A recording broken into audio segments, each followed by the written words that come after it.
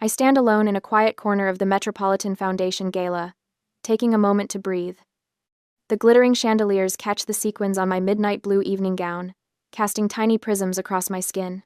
Around me, New York's elite mingle and laugh, their voices blending into a singular hum of privilege and power. Somewhere in that crowd, Elias works the room with his natural charm, building connections that will benefit his investment fund. These events drain me. I've learned to navigate them with practiced poise, but tonight I needed a moment of solitude. Just 5 minutes to reset before diving back into the carefully choreographed dance of small talk and strategic networking. My God, look, the defective item made it in. The voice slices through my moment of peace like a blade. I freeze, not turning around, hoping I've misheard. How did it get here? A second voice, higher, filled with mock surprise. Mother, you didn't invite. That embarrassment, did you? A third voice, dripping with familiar contempt. My heart pounds against my ribs as I slowly turn to face the voices that have haunted my nightmares for 12 years. They're standing there, exactly as I remember them, though time has etched deeper lines around Eleanor Robinson's cold eyes.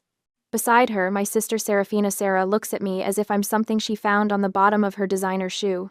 I attempt to walk away, to escape back to the safety of the crowd where Elias is waiting, but Sarah steps directly into my path, blocking my exit. Look at you, trying to pretend you belong here, she hisses, grabbing my arm with surprising strength, her manicured nails digging into my skin. The room blurs, and suddenly I'm 18 again, pressed against the wall of our childhood home's hallway, Sarah's face inches from mine. You're just jealous trash, she had screamed then, after I'd discovered a bank statement showing my trust fund money in her account. I blink away the memory, forcing myself back to the present. With deliberate calm, I pull my arm from her grasp, straightening my spine. I'm sorry, do we know each other? I ask, my voice steady despite the trembling that threatens to overtake my body. Eleanor gasps, her hand flying to the pearl necklace at her throat. Sarah's mouth drops open, her perfect makeup unable to conceal the fury blooming beneath her skin. How dare you? Eleanor steps forward, jabbing a finger toward my chest. You, with just a high school diploma. I am your mother. Mother. The word that should connote warmth and protection, instead fills me with a hollow ache. For years I've built my life, my company, my very identity, on proving them wrong, proving that I wasn't the defective child they labeled me, while Sarah was paraded as the golden one. Yet somewhere deep inside, a small part of me still flinches at their judgment, still questions my worth in ways that all my success hasn't fully erased. Is there a problem here? Dr. Arthur Robinson appears at Eleanor's side, his silver hair perfectly coiffed, the same imposing figure who once slid legal papers across his desk for me to sign away my future. Beside him stands a tall, dark-haired man in his 30s who watches the scene with growing confusion. Preston, darling. Sarah immediately pivots, her voice transforming into a honeyed plea. This suspicious person. She snuck in. Security needs to remove her immediately. Preston Vance III. I recognize the name from business circles. Glances between Sarah and me, his brow furrowing. I'm not sure, he begins. But Dr. Robinson cuts him off with a dismissive wave. Security should be notified. My father agrees, looking at me not as his daughter but as an unwelcome intruder, his eyes cold and clinical as if examining a particularly disappointing specimen. Preston's gaze lingers on me, recognition slowly dawning in his eyes. Wait, aren't you... Carlin, there you are. Elias's deep voice carries a warmth that cuts through the ice of this confrontation. He appears beside me, his tall frame commanding instant respect in his perfectly tailored tuxedo. His hand finds the small of my back, a steady, grounding presence. My family falls silent, momentarily thrown off by this unexpected development. I catch the briefest flash of an earlier moment this evening, Elias adjusting his tie in our penthouse, eyes concerned as he asked if I was truly okay with attending, knowing they would be there. I know they are sponsoring a table tonight, he had said, voice gentle. I had responded with false bravado. I'm fine, Elias. They're just strangers now. How wrong I had been. Eleanor recovers first, her social instincts kicking in as she assesses Elias's obvious wealth and power. She steps forward, extending her hand to him. Sir, you don't understand who you're with, she says, her voice dripping with false concern. She gestures toward me with a dismissive flick of her wrist. This is our problematic older daughter, a high school graduate only, no ambition, a parasite. Elias doesn't take her hand. His expression remains neutral, but I feel the tension in his body beside mine. We had to throw her out of the house 12 years ago for our own sanity. Eleanor delivers this final blow with the practiced precision of a surgeon's scalpel. The room seems to hold its breath. My expression remains controlled, years of boardroom negotiations having taught me how to mask my reactions, but my hands begin to tremble at my sides, the only outward sign of the storm raging within me. I feel Elias shift beside me, and I know what comes next will change everything. I can't breathe as my father's words echo in my mind. The Metropolitan Foundation gala around me fades to gray, and suddenly I'm 18 again, sitting in my father's wood-paneled study. It's your trust fund from your grandparents, Dr. Arthur Robinson says, sliding legal papers across his mahogany desk. His tone is dismissive, as if we're discussing something as trivial as a grocery list. Just sign here, and we'll invest it for your future. My younger self nods, pen poised above the signature line. I remember the weight of that Mont Blanc pen in my hand, how important it made me feel to be included in family financial matters. Trusting. Naive. I scrawl my name across the dotted line without reading the fine print. As I hand the papers back, a movement in the hallway catches my eye.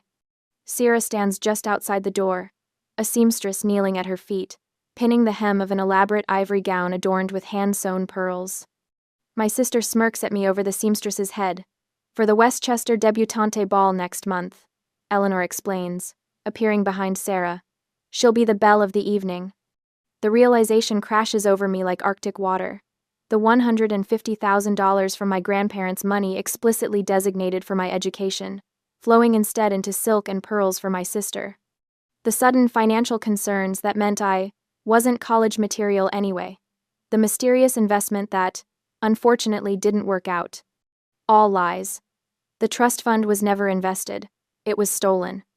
3 weeks later, I found myself on our front porch, 2 suitcases at my feet, my mother's final words still burning in my ears.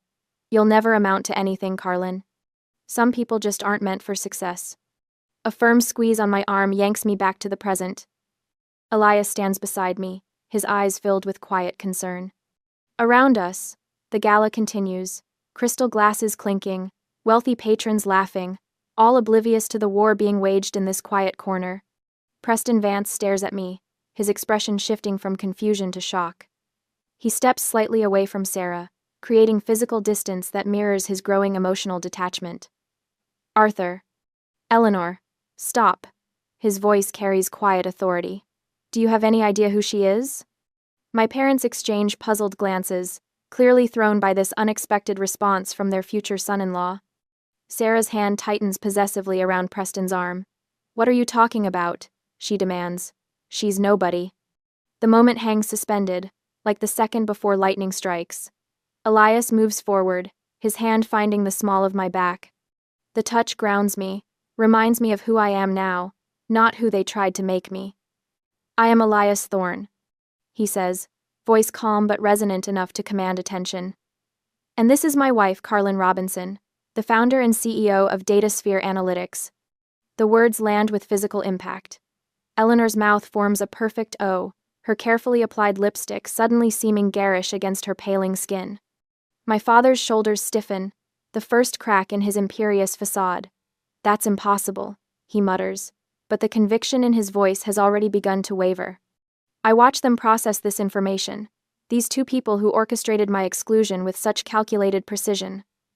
Eleanor, who convinced everyone, including me, that I was fundamentally flawed. Arthur, who enabled her every manipulation while helping himself to the money meant to secure my future. Before she was my wife, Elias continues, pride evident in every syllable, she was the single best founder my fund ever invested in. I wrote her a $2 million seed check 7 years ago. Based on an algorithm she wrote herself, after teaching herself to code. Preston looks physically ill. He glances at his watch as if it might provide escape from this unfolding catastrophe. Mr. Thorne. Preston's voice is strained. Is one of our firm's largest clients. Sarah's face contorts with confusion. What does that have to do with DataSphere? Preston interrupts. Just signed a $15 million contract with us last month. My parents stand frozen, their carefully constructed narrative crumbling around them. Eleanor recovers first, her shock morphing into desperate denial. CEO? She sputters, the word foreign on her tongue when applied to me. Beside her, Sierra begins to unravel, her composure disintegrating faster than her mother's. Lies! She shrieks, drawing glances from nearby guests. It's all lies! She's stupid! I'm the successful one. The desperation in her voice might once have satisfied me, but now I feel only a cold pity.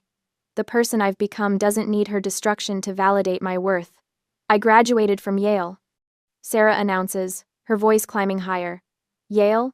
I keep my tone even, almost sympathetic. That's funny. I heard you flunked out of community college after one semester. Her eyes widen with genuine terror, the foundation of her identity, her supposed superiority cracking beneath her. And, partner at the foundation? I continue. My sources say you're an unpaid events volunteer. Preston's face hardens as he processes years of deception. I see him mentally revisiting conversations, recalculating the story of his relationship. My God, he whispers, almost to himself. It's all been a lie. I recognize the look, the cataloging of inconsistencies suddenly making sense, the vague references to college friends without specifics, the diploma that was always mysteriously lost during moves, the foundation title that never appeared on any official materials. Sierra's carefully crafted persona disintegrates in real time. She looks wildly between Preston and my parents, finding no sanctuary in their shocked expressions. You bitch, she hisses, turning back to me. Before anyone can react, her hand swings out, connecting with Preston's cheek in a slap that echoes through our corner of the ballroom. Security guards materialize within seconds, moving toward the commotion with practiced efficiency. Preston stands motionless, one hand cradling his reddening cheek, eyes filled with disgust. We're done, he says flatly. Get her out of here. The security team gently but firmly takes Sierra by the arms. She thrashes against their hold, her designer dress twisting around her legs as she screams accusations and threats that grow more incoherent with each passing second. I meet Elias's eyes across the chaos. A silent communication passes between us, a question about our next move. I nod imperceptibly. It's time to leave this battleground on our own terms. The war has just begun, but the first victory is undeniably ours. The quiet hum of late-night Manhattan traffic drifted through the windows of the Baccarat Hotel's upscale lounge.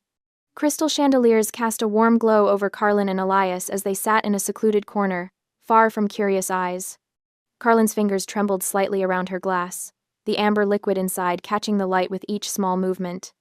The Metropolitan Foundation Gala had ended hours ago, but the adrenaline still coursed through her veins. Elias didn't push for conversation.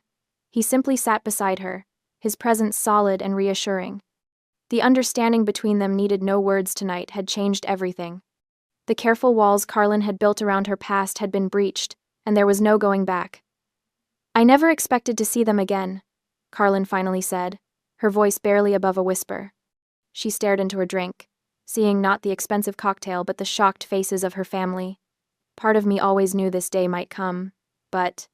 Her voice trailed off, unable to fully articulate the strange mix of relief and pain that washed through her. 12 years of silence had ended in less than 15 minutes of confrontation. Elias covered her hand with his. You stood your ground, that's what matters. Morning brought no respite. Carlin's phone buzzed incessantly with calls and texts from unknown numbers. She scrolled through them in her home office, coffee growing cold beside her laptop. Eleanor's voicemail was particularly vicious. You've embarrassed this family for the last time. Do you have any idea what you've done? Arthur's message followed, his surgeon's voice stripped of its clinical detachment. You'll regret this public spectacle. We raised you better than this. Worst were Sierra's texts, each one more unhinged than the last. The perfect facade of the golden child had crumbled completely, revealing the desperation beneath. By midday, Carlin received word through business channels that Preston had canceled the engagement. The Robinson family had wasted no time launching a counteroffensive, spreading whispers about DataSphere's business practices and Carlin's character to anyone who would listen. 3 days later, Carlin stood in her office at DataSphere headquarters, gazing at the Manhattan skyline through floor-to-ceiling windows. The room was a testament to her success. Awards lined the shelves, patents hung in sleek frames, and team photos captured moments of triumph that no one in her family had bothered to acknowledge. Her eyes drifted to a small frame tucked on a lower shelf. Her high school graduation photo, the one day when her accomplishments should have been celebrated. The image showed her alone in cap and gown, no proud parents or family members beside her. She had taught herself to code that summer, determined that if education was to be denied her, she would find another path. "Mrs. Thorne, your legal team is here," her executive assistant announced, interrupting her thoughts. Carlin turned from the window, squaring her shoulders. "Send them in." As the door closed, she added in a voice that carried the weight of her decision, "It's time to document everything." Over the next 2 weeks, Carlin approached her family's attacks with the same methodical precision that had built her company from nothing. Every call, every text, every rumor was cataloged and countered. She would not be blindsided again. The parking garage at Mount Sinai Hospital was nearly empty when Carlin visited a client who was recovering from surgery. The sharp click of her heels echoed between concrete pillars as she made her way toward her car. She didn't notice the figure stepping from behind a column until it was directly in her path. "Carlin."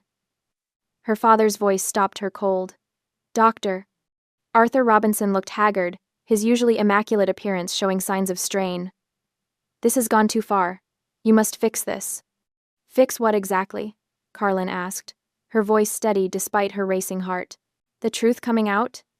Arthur stepped closer, lowering his voice. "Do you know how many lawsuits are surfacing now? Without Preston's legal protection, former patients are coming forward with claims that could ruin me." The pieces clicked together in Carlin's mind. Preston's firm had been burying malpractice claims. No wonder they'd been so eager to cement the connection through marriage. "Sounds like you're reaping what you've sown," Carlin replied, moving to step around him. Arthur reached for her arm but stopped himself. "We're your family, Carlin." "No," she said simply. "You haven't been my family since you stole my future and threw me out."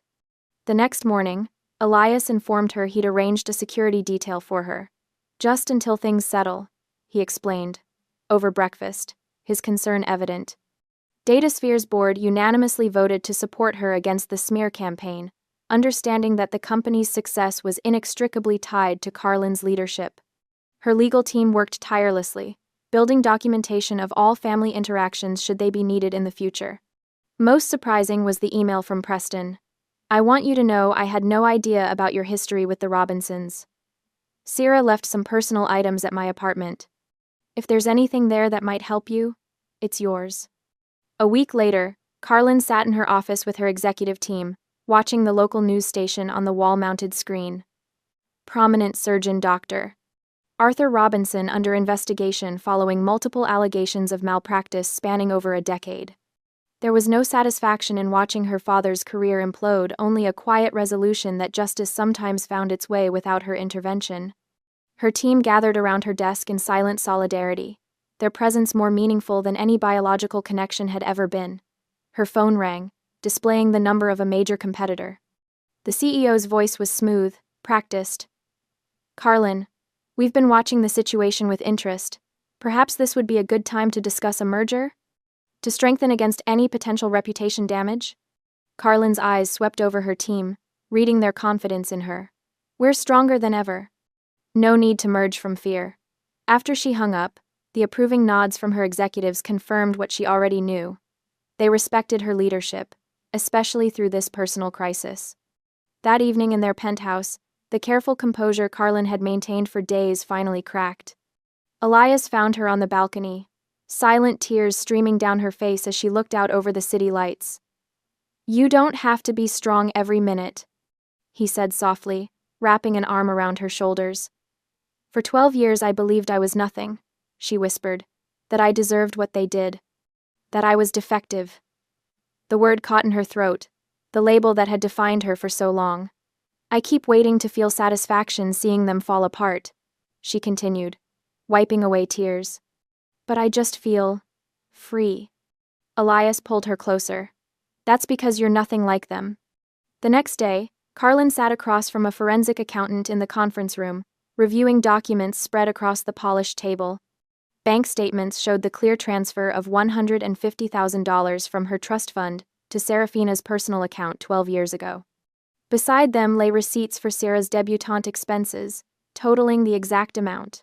This is textbook embezzlement of a trust fund, the lawyer confirmed, tapping the papers. We could press charges immediately. Carlin considered the evidence before her. No, she decided. Let's keep this as our insurance policy. They'll make their next move soon enough. That night, her phone rang just after midnight. The screen displayed an unknown number, but Carlin knew instantly who it was. Carlin. Eleanor's voice sounded uncharacteristically broken. It's your father. He's lost his license. Carlin said nothing, waiting for what would inevitably follow. We need your help, Eleanor continued, desperation creeping into her voice. We're your family. Across the room, Elias looked up from his book. Their eyes met, and in that silent exchange was the strength of a true partnership. No, Eleanor, Carlin replied, her voice firm and clear. You're not my family. You're just people who share my DNA. She heard Eleanor's sharp intake of breath before ending the call, cutting the final thread that had bound her to her past. 3 weeks after the gala incident, I sat in the glass-walled conference room of Datasphere's executive floor. Morning sunlight streamed through the windows, illuminating the faces of my leadership team as we reviewed quarterly projections. The analytics division had exceeded targets by 17%, and our newest algorithm was performing better than expected in beta testing. These numbers look promising, I said, making notes on my tablet. Let's discuss scaling the rollout schedule. My assistant, Rachel, appeared in the doorway, her usual composed expression replaced by barely concealed anxiety. She gestured apologetically. Mrs. Thorne, I'm sorry to interrupt, but your lawyer is on the phone. She says it's urgent. Something in her tone made my skin prickle. I nodded to my CFO to continue the presentation and stepped into my office, closing the door behind me. Diane, what's happened? I asked, keeping my voice level despite the apprehension building in my chest. The Robinsons have filed a lawsuit against you, she said without preamble. They're claiming $5 million for elderly support and family obligation. They're citing filial responsibility statutes. The words hit me like a physical blow. Not shock, I'd half expected something like this, but the sheer audacity of their demand. $5 million. After everything they'd done. I took a deep breath, my mind already calculating potential moves and countermoves. Send me the full complaint. I'll clear my afternoon schedule. Are you all right, Carlin? Diane asked, concern evident in her voice. Perfectly fine, I replied, already thinking 3 steps ahead. This isn't unexpected, just disappointing. Within the hour, I had assembled my legal team in the private conference room on the 35th floor. 5 attorneys sat around the table as Diane laid out the details of the Robinson family's claim. They're arguing that as financially successful offspring, you have a legal obligation to support your elderly parents in their time of need, she explained, scrolling through the complaint on her tablet. They've cited your annual income, the value of your company, and even included photos of your penthouse from that architectural magazine spread last year. Jonathan, our lead counsel, frowned as he reviewed the documents. It's a desperate move, but one that could drag on for years if we let it. Even with the flimsiest of legal grounds, the discovery process alone would be invasive and time-consuming. And the publicity? I asked, already anticipating the answer. Potentially damaging, admitted Caroline, our PR director. They've already approached 2 financial news outlets for interviews. We've managed to delay publication, but they're painting themselves as abandoned elderly parents whose daughter has forgotten her roots. The conference room fell silent as everyone waited for my reaction. I could feel their concern not just for the company's reputation, but for me personally. These people knew me, had worked with me for years. They'd seen the aftermath of the gala incident, witnessed my composed exterior while navigating the initial media interest. We could settle, Jonathan suggested carefully. Make this go away quietly with a fraction of what they're asking. Say, $500,000? With ironclad NDAs, of course. I stood up and walked to the window, looking out at the Manhattan skyline.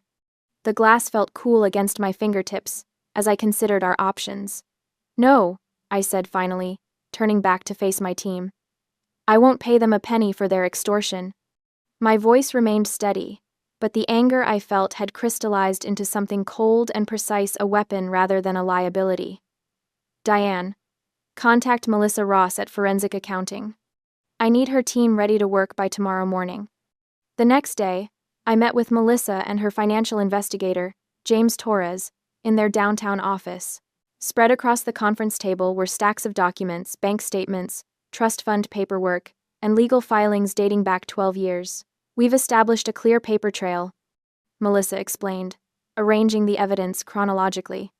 When you turned 18, your grandparents' trust fund of $150,000 was placed under your parents' control as trustees.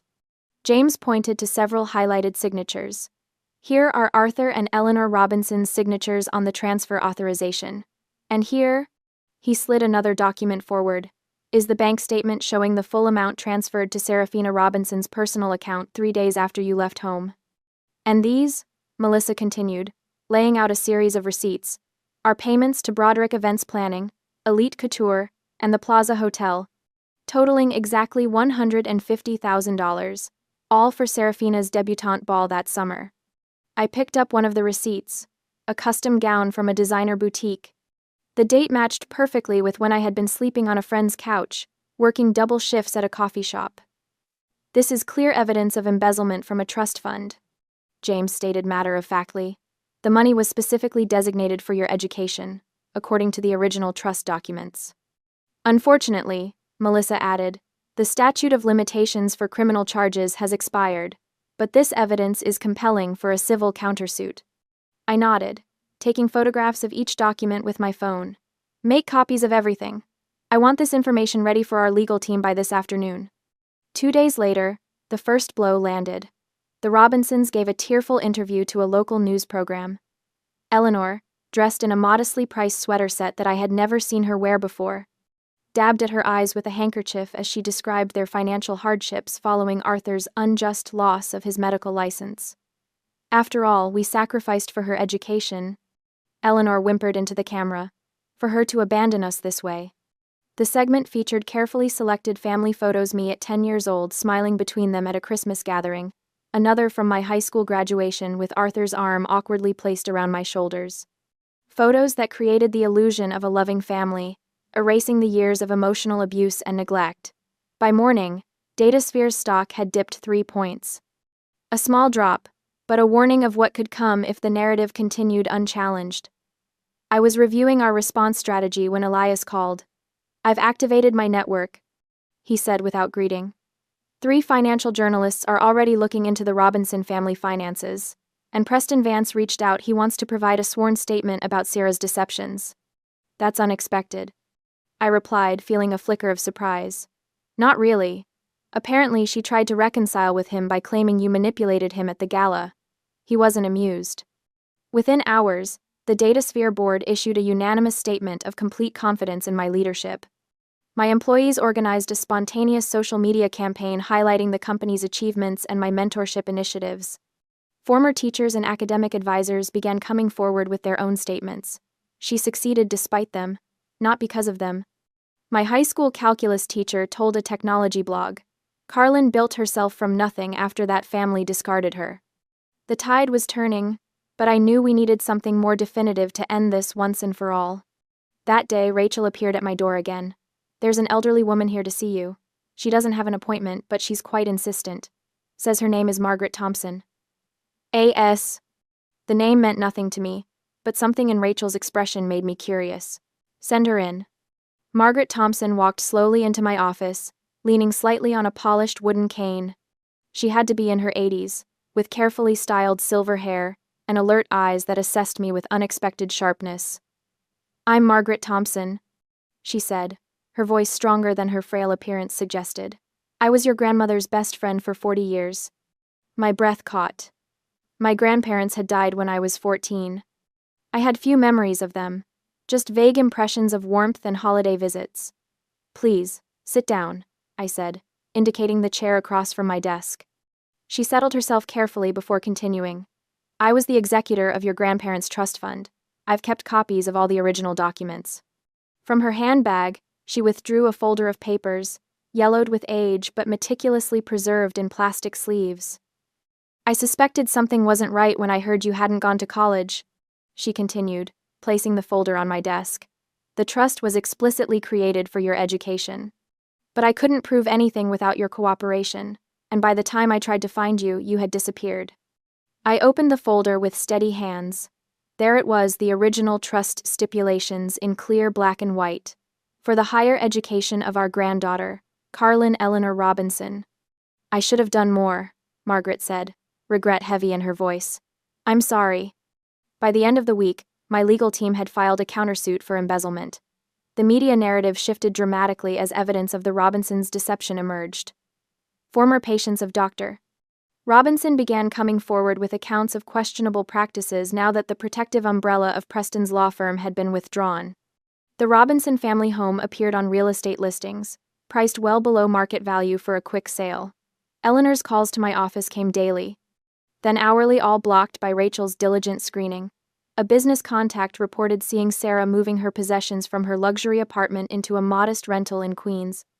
Late that night, I sat alone in my office, the lights of the city twinkling beyond the windows.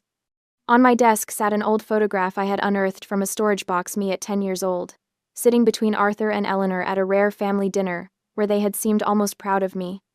It was taken before things changed, before Sarah became the focus of all their hopes and ambitions, before I became the defective one.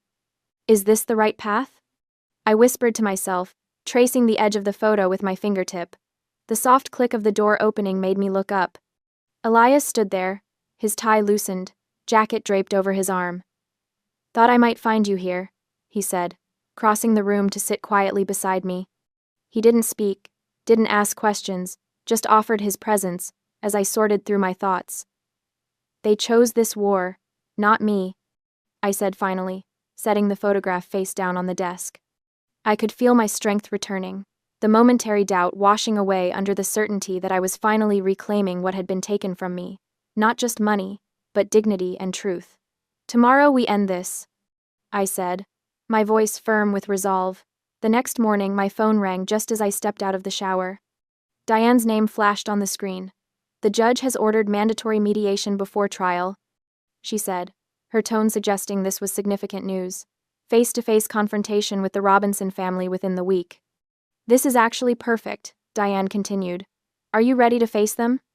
I looked at my reflection in the bathroom mirror, seeing not the defective daughter they had discarded, but the woman who had built herself into someone they could never have imagined. I've been ready for 12 years, I replied. Elias appeared behind me, meeting my eyes in the mirror. He reached for my hand, giving it a gentle squeeze of solidarity as we prepared for the final confrontation. On the confrontation day, I sit perfectly still in the sterile, windowless mediation room, my back straight and eyes forward. The fluorescent lights cast a harsh glow over the conference table, where my parents await my arrival. They look like strangers now, haggard shadows of the polished figures who once commanded respect in every room they entered. Eleanor fidgets with the cuff of her cheap suit jacket, a far cry from the designer labels she once wore like armor. Beside her, Arthur hunches forward, the once proud surgeon now diminished, his eyes fixed on the scratched surface of the conference table. Their lawyer, a nervous man with thinning hair and ill-fitting clothes, shuffles papers without purpose, clearly out of his depth. When Elias and I enter with my legal team, the shift in power is palpable. My Armani suit feels like battle armor as I take my seat across from them, my expression revealing nothing of the storm of emotions churning beneath my composed exterior. Carlin, darling. Eleanor extends her hand toward me, her voice softening into the maternal tone she reserves for public performances. Can't we talk as family? This has all gone too far. This has gone far enough, Carlin, Arthur adds, his voice attempting to summon the authoritative tone he once used to silence me at the dinner table. The effect is hollow now, like an actor who's forgotten his lines. Their lawyer clears his throat. Miss Robinson, surely you understand the importance of family loyalty. There's been a misunderstanding about the trust fund. Your parents have always wanted what's best for you. After all we've done for you, Eleanor adds, her eyes glistening with tears, I recognize as manufactured. I've seen this performance before. I remain silent, watching as they reveal their desperation with every word. Elias sits beside me, his steady presence anchoring me against the undertow of old conditioning that threatens to pull me back into doubt. The Robinsons' lawyer straightens his crooked tie and pushes a document forward. We're asking for $5 million in support under filial responsibility laws. Your parents are experiencing financial hardship, and as their daughter, you have a legal obligation to provide care. His voice gains confidence as he continues. This process could drag on for years, Miss Robinson. The media attention alone could damage your company's reputation irreparably. He leans forward, lowering his voice. This will follow you forever unless you settle. The room falls silent as all eyes turn to me. I feel Elias's hand brush mine under the table, a reminder that I am not alone this time. My lawyer, a silver-haired woman with razor-sharp eyes, places a single manila folder on the table. The sound of it sliding across the polished surface seems to echo in the tense silence. Mr. and Mrs. Robinson. She begins, her voice calm and measured. You are suing for parental support. However, we have here the financial records for the $150,000 trust fund left for Carlin's education. She opens the folder and slides several bank statements across the table. These statements show the full amount was liquidated and transferred to Miss Serafina Robinson's personal account. Arthur's face pales as she continues. The transfer occurred exactly 3 days after Carlin was forced from your home. My lawyer taps a fingernail against the date highlighted in yellow. And, according to these receipts, the purpose appears to have been to pay for what appears to be a debutante ball. The door opens, and Margaret Thompson walks in, her silver hair pulled back in a neat bun. At 78, she carries herself with quiet dignity, clutching a leather portfolio to her chest. This is Margaret Thompson. My lawyer announces. She was the executor of the trust established by Carlin's grandparents. Margaret opens her portfolio and produces the original trust documents. These stipulate that the funds were exclusively for Carlin's education, she explains, her voice steady despite her age. My lawyer continues the assault, placing more documents on the table. Fraudulent transfer papers bearing Arthur and Eleanor's signatures. Receipts from vendors for the debutante ball that match the exact amount of my trust fund. And finally, photographs of Sarah in an elaborate custom gown. That isn't support, my lawyer says, leaning in so that my parents can't escape her gaze. In this state, it's called embezzlement. She pauses, letting the word hang in the air. And it is a felony. Eleanor gasps, her hand flying to her throat, a gesture I've seen her practice in the mirror. Arthur physically shrinks in his chair, eyes fixed on the damning evidence before him. Their lawyer whispers urgently in their ears, his face ashen. We need a moment, their lawyer requests, ushering my parents out of the room. When they return 15 minutes later, all traces of arrogance have vanished. Eleanor's makeup is smudged beneath her eyes. Arthur looks like he's aged a decade in the brief recess. We would like to withdraw our lawsuit immediately, their lawyer announces, his voice flat. We're prepared to proceed with criminal charges, my lawyer counters. Please, Carlin. Eleanor's voice breaks, stripped of its usual manipulation. We'll lose everything. Arthur cannot even look at me, his hands trembling as they rest on the table. The man who once commanded operating rooms now appears utterly defeated. I take a deep breath, feeling the weight of this moment a crossroads I never expected to reach. Memories flash through my mind, being called defective at the dinner table, watching Sarah receive praise for mediocrity while my achievements were dismissed, signing away my future on blind trust. The night they changed the locks on our family home. I won't press criminal charges, I finally say, my voice strong and clear. Relief flashes across their faces, but I continue before they can speak.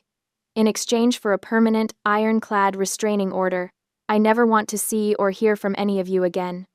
The papers are signed within the hour. The Robinsons leave quickly, shoulders slumped in defeat, avoiding eye contact with everyone in the room. I remain seated as the mediator confirms. This matter is officially resolved, Miss Robinson. I stand, feeling taller than I ever have before. Elias takes my hand, pride evident in his eyes. Masterfully handled, my lawyer says quietly.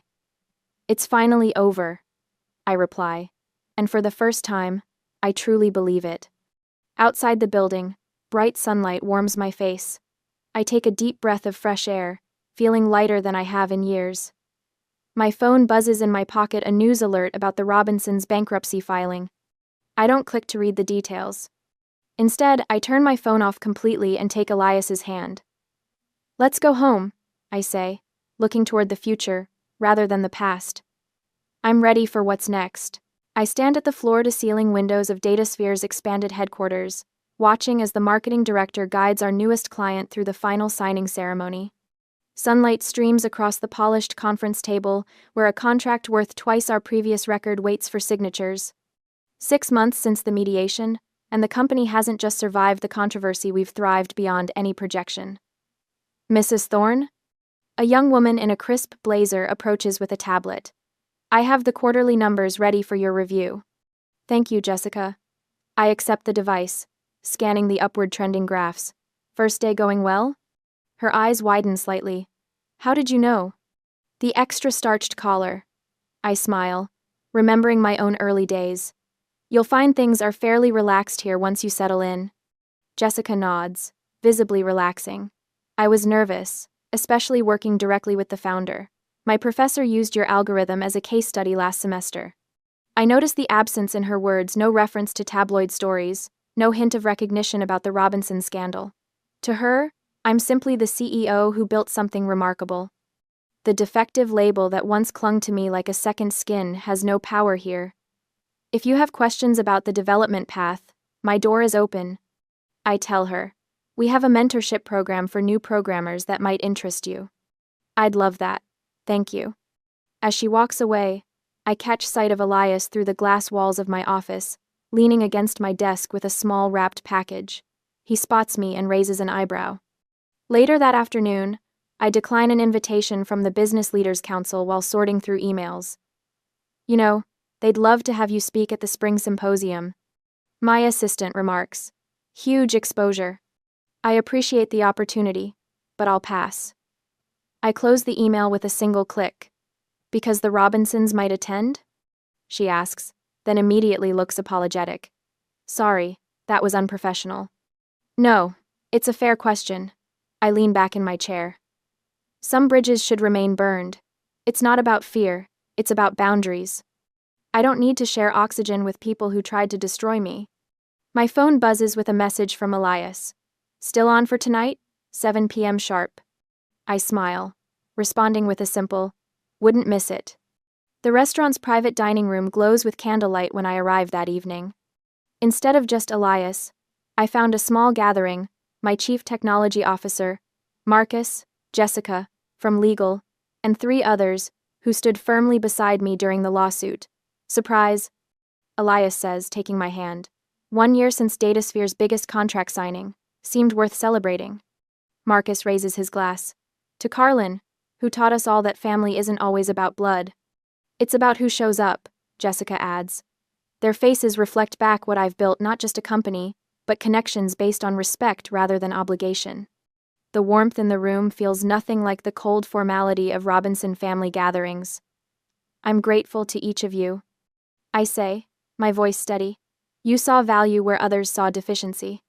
After dinner, Marcus pulls me aside. The Scholarship Foundation paperwork is finalized. First disbursements go out next semester. The DataSphere Educational Trust, my answer to the trust fund that was stolen from me. 5 full rides annually for disadvantaged students without family support, with personal mentoring included. The cycle of educational inequality breaking, 1 student at a time. Perfect timing, I tell him. I'd like to be there when we announce the first recipients. 2 weeks later, I accept a humanitarian award from the Technology Leadership Council, standing before a crowd that rises to their feet as my name is announced. The applause washes over me like warm water. I think fleetingly of another gala, of whispered words and grasping hands, but the memory holds no pain now. My acceptance speech focuses entirely on future opportunities, rather than past struggles. Not one word about the Robinsons escapes my lips, they don't deserve even that much space in my life. That evening, Elias and I stand on our penthouse balcony. City lights spread before us like fallen stars. The award sits on the coffee table behind us, its crystal surface catching the soft lamplight. Do you ever think about them? Elias asks, his arm around my waist. I consider the question, realizing the answer comes easier now. Less and less each day. That's healing. They didn't break me, I say. leaning into his embrace. They showed me how strong I could be. The night air feels clean in my lungs, no longer heavy with old resentments or pain.